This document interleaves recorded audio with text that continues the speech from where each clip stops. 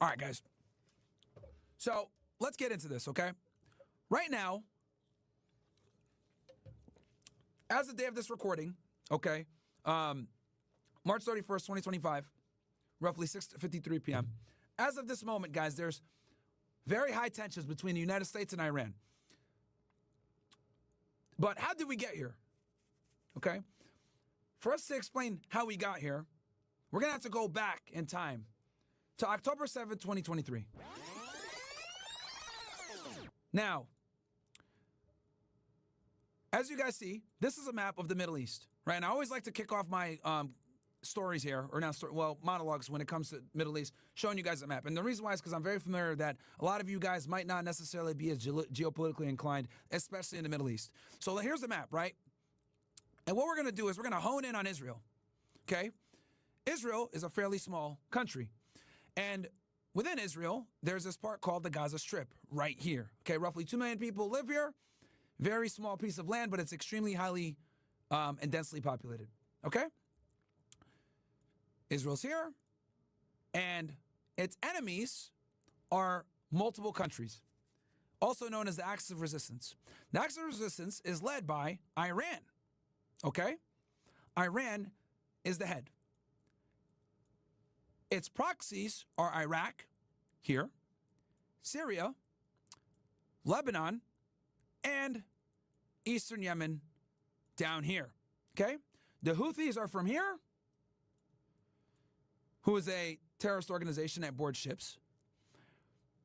Lebanon is here. Hezbollah are here in Lebanon. Syria was the Bashar al-Assad administration before they got kicked out, and then obviously we all know about Iraq, right? So for you guys to understand where I'm going with this, we need to understand what the Middle East looks like in the geographical, likeness. Now, on October 7th, members of Hamas, the political and military wing party of Gaza, invaded Israel and killed roughly, it started off as 2,000, but now we're roughly around 1,200 that were killed. 200 hostages were kidnapped, roughly 200.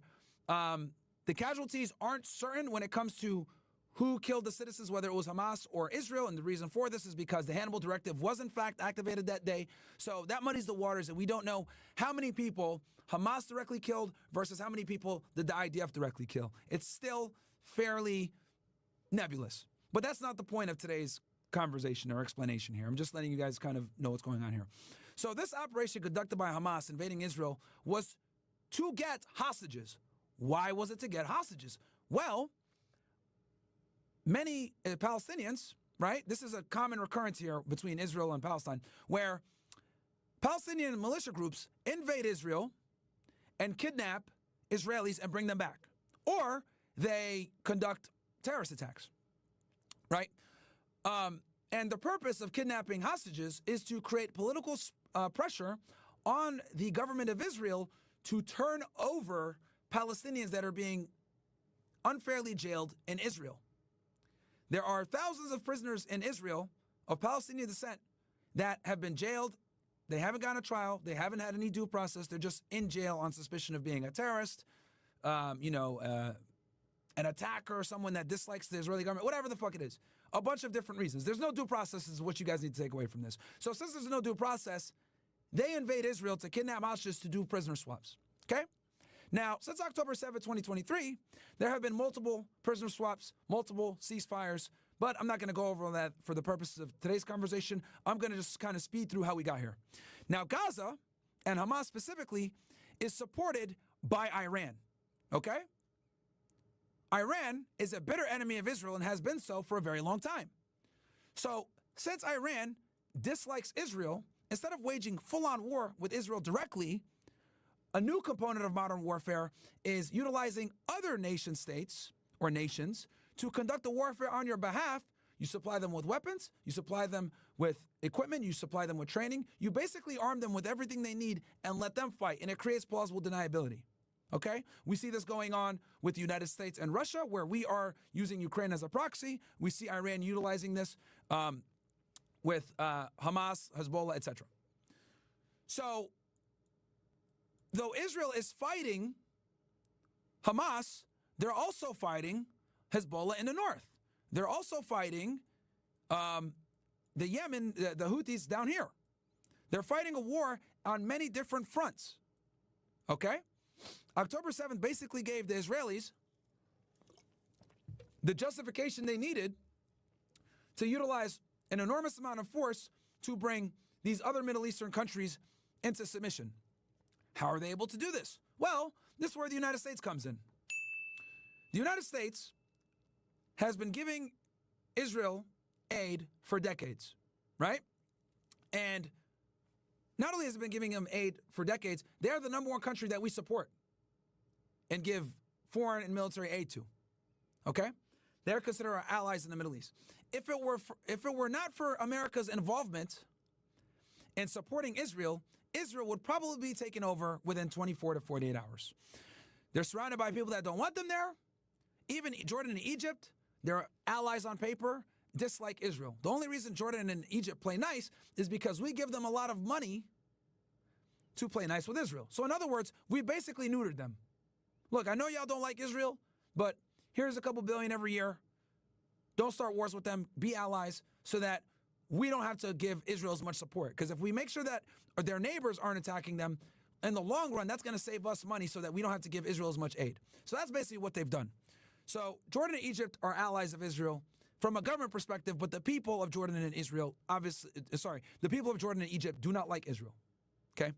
They all feel for the Palestinian plight.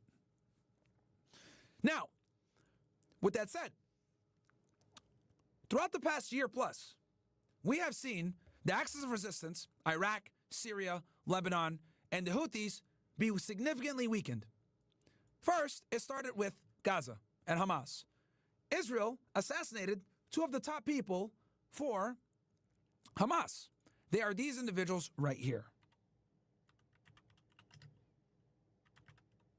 Ismail Haniyeh, who's the chief negotiator, and Yahya Sinwar. Okay? They systematically eliminated these two guys who were running Hamas. Then, after Israel did that, they went on to go after Lebanon. And when they went into Lebanon, they killed this guy, Hassan Nasrallah, the head of Hezbollah. Okay? They conducted the Patriot attack and a bunch of airstrikes and were able to kill this individual. And not only did they kill him, they killed a bunch of his lieutenants, Fuad Shukr, etc., which I won't bring up. I'm keeping this very simple to the top guys. Okay? They did the Patriot attack, and then they also did a multitude of airstrikes and killed Hassan Nasrallah. All right? So boom. That's two countries that, well, two members of the axis of resistance down. Then, after they took out Lebanon, late last year, they funded this guy.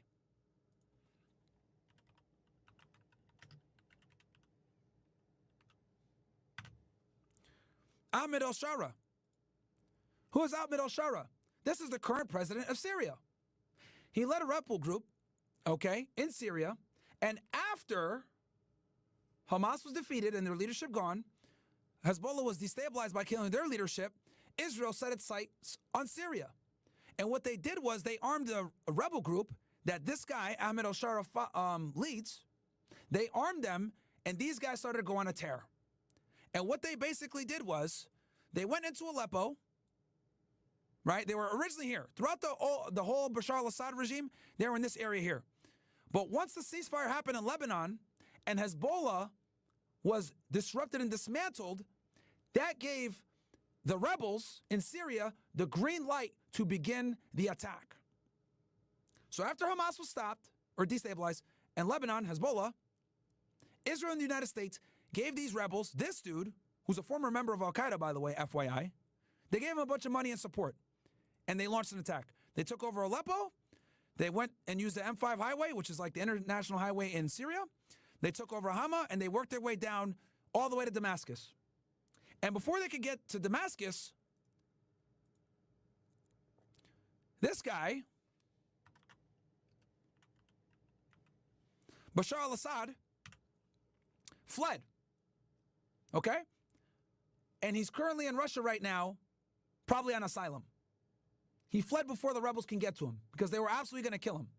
And the reason why this is so important, guys, is because Syria was Iran's gateway. Remember, geographically, that's why I'm showing you guys the map. Iran, right here, Syria was their gateway to get their weapons into Lebanon and to the hands of Hamas. Okay? Because Bashar al-Assad would facilitate the weapons going through his country to arm Hezbollah and the Palestinian resistance movements. So with Syria destabilized and being taken over by this guy, it effectively cut off all aid to Lebanon. Okay? And this guy, Mohammed al-Shara, has went out on multiple interviews and said that he is not interested in going to war with Israel. Well, that makes sense. Why? Because Israel backed him and his rebels, gave them weapons and funding and supplies to take over Syria. So it would only make sense that once he became president of Syria, he would halt all aggression towards Israel. Now, the Israelis obviously don't trust this guy. So after he became president of Syria, by overthrowing Bashar al-Assad and getting him running to Russia, they bombed and destroyed all the Syrian army's fighter jets, missile defense systems, weapon storage caches, etc. So while there was this turmoil going on in Syria and this guy was taking power, which is an extremely cumbersome thing to do, to switch governments through warfare, Israel took that opportunity to destroy all of Syria's military infrastructure. So if Mohammed al-Shara ever decided to turn on Israel, they would not be able to do it. And I think it's also important to note here that I know many of you probably know that Syria is an ally of Russia, very close allies. And the reason why is because Russia utilizes the coast of Tartus right here. Okay? This is a huge strategic location for Russia. Now, when this happened back in like 2015-ish, and these Assyrian rebels tried to go over and take over Bashar al-Assad's regime, Russia came in with superior air power and were able to wipe out the fucking rebels. But on this go-around, Russia was not able to come to Syria's aid. Why? Well, they're fighting a war against Ukraine. Okay? As you guys know, the war in Ukraine has been going on forever. Right? So, excuse me. The war in Ukraine has been going on forever. And Russia's military is preoccupied with that. So they were not able to come down and support Syria. That is why the Israelis and the U.S. armed the rebels, this dude, to go take over Syria. It was literally perfect timing. Bashar al-Assad was not able to rely upon Russia's superior air force and air power to keep his country stable. So the rebels took over. And this is what Israel and the United States wanted. Because Syria was a major choke point that allowed supplies to get into these proxy powers. Now, where do we stand now? Well, Iran is in an extremely vulnerable position right now. All of their allies are pretty much dead or fled. So Iraq, destabilized. Syria, destabilized. Lebanon, destabilized. The only thing really that's left intact are the Houthis. Well, now let's fast forward to about 2 weeks ago. Donald Trump takes office and vows to go hard on the Houthis. Why? Because the Houthis, since October 7th, have been boarding ships and robbing cargo and taking crew members hostage. This has been extremely problematic for the international community because these ships create quite a bit of commerce. Okay? And with these ships creating so much commerce and business, a delay of just one day creates enormous economic problems for many different countries involved. So when Trump came in, there was a ceasefire brokered through him and Steve Witkoff to stop the conflict in Gaza. When that conflict stopped, the Houthis stopped bombing Israel, and they stopped boarding ships. But now, as you guys know, since March 1st, the ceasefire has been off. And since the ceasefire has been off, the Houthis have resumed bombing Israel and boarding ships. So, knowing that the ceasefire was coming, Trump started bombing the Houthis. This is where the signal communication that I had talked about a couple of days ago comes into play, and why it's so bad. The conversation that Pete Hegseth and J.D. Vance, etc. In that messaging, they were discussing how they're going to attack the Houthis. And not only did they attack the Houthis, but they're going to continue this air campaign to bomb them. And by the United States doing this, they're also putting an enormous amount of pressure on Iran. And they are saying, you guys fund the Houthis. So you need to come to the table and we need to make a nuclear plan. Okay? We're going to continue to sanction you. We're going to go after the Houthis. And if you guys don't come to the table with a nuclear plan, we are going to bomb you. Okay? Now, this is where things get interesting. Because Iran already had a nuclear deal with the United States. During the Obama administration, one of the few good things that Obama actually did was he brokered a nuclear deal where Iran promised to leave the nuclear proliferation race in exchange for removing sanctions and creating other positive diplomatic relationships. But the big one was relieving the sanctions. Because as you guys know, Iran is heavily sanctioned by the West in general. So this was huge for Iran's government and their ability to grow their economy. No, now they're not restricted in selling their oil and other commodities. But when Trump took office, he ripped up the nuclear deal that Obama's administration had put in place before. Now, there's many speculations as to why Trump ripped up the nuclear deal. Many say that pressure from Israel, because the Israelis did not like this nuclear deal. They did not like it at all.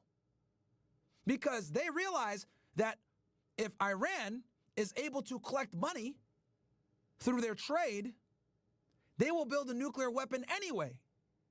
They're just going to do it surreptitiously. So Israel has been doing everything in their power to keep Iran weak. So when Trump came in and ripped up the nuclear deal, many suspect that Trump ripped up the nuclear deal because of pressure from the Zionist Jewish lobby.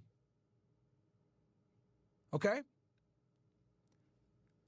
Now, fast forward to 2025,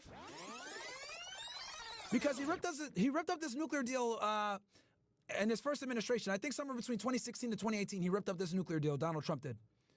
But fast forward to 2025 during his second administration, because Biden didn't even touch this issue. Biden literally didn't do shit for 4 years with the whole Middle East. That's why I'm skipping his presidency. What's important now is that Trump wants to bring Iran in so they can make a new nuclear deal. For obvious reasons, the Iranian government doesn't trust Donald Trump, and they don't want to come to the table. And in response, Donald Trump said, we are going to continue to bomb the Houthis, and if you guys don't come to the table, we are going to bomb you into Iran. Attacks might actually happen in Iran. You cannot have a nuclear weapon.